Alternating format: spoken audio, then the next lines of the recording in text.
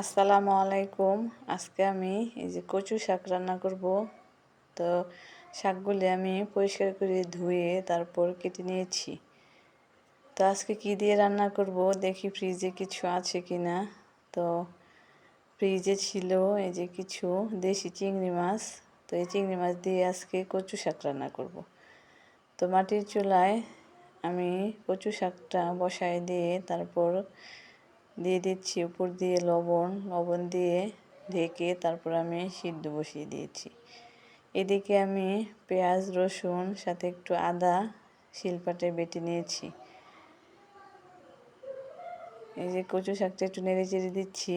কচু শাকের সাথে আমি একটু কচুর কাঠও দিয়ে দিয়েছি।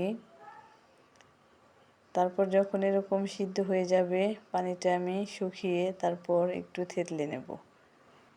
যখন থেতলানো হয়ে যাবে তারপর আমি এই কড়াইটা নামিয়ে অন্য আরেকটি কড়াই বসিয়ে নেব। ওই কড়াইয়ের মধ্যে দিয়ে দেব পরিমাণ মতো তেল দিয়ে বেটে রাখা মশলাটা দিয়ে দিচ্ছি। তারপর কিছুক্ষণ ভেজে নেব। এর মধ্যে কাঁচা গন্ধটা চলে গেলে তারপর এর মাঝে আমি দিয়ে দেব হলুদের গুঁড়া, মরিচের গুঁড়া, তারপর দিয়ে দেব ধনিয়ার গুঁড়া, দিয়ে দেব জিরার গুঁড়া, তারপর দিয়ে দেব চিংড়ি মাছগুলি। এখন ভালো করে নেড়ে চেড়ে নেব।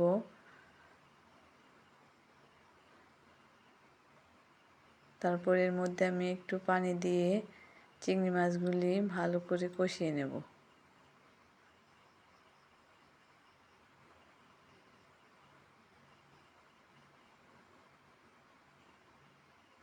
যখন এরকম কষানো হয়ে যাবে তারপর আমি কচু শাকগুলি দিয়ে দেব।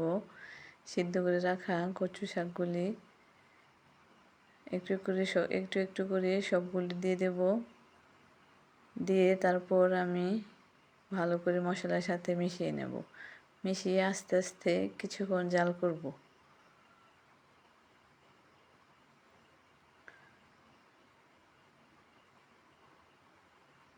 কিছুক্ষণ জাল করার পর এর মধ্যে আমি দিয়ে দেব কয়েকটা কাঁচামরিচ ফালি করে।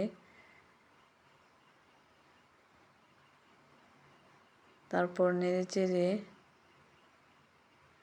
কচু শাকটাকে আমি নামিয়ে ফেলব।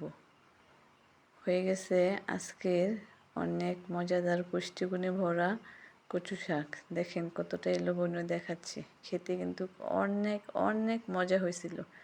তো সবাইকে অসংখ্য অসংখ্য ধন্যবাদ আমার পাশে থাকার জন্য। আল্লাহ হাফেজ।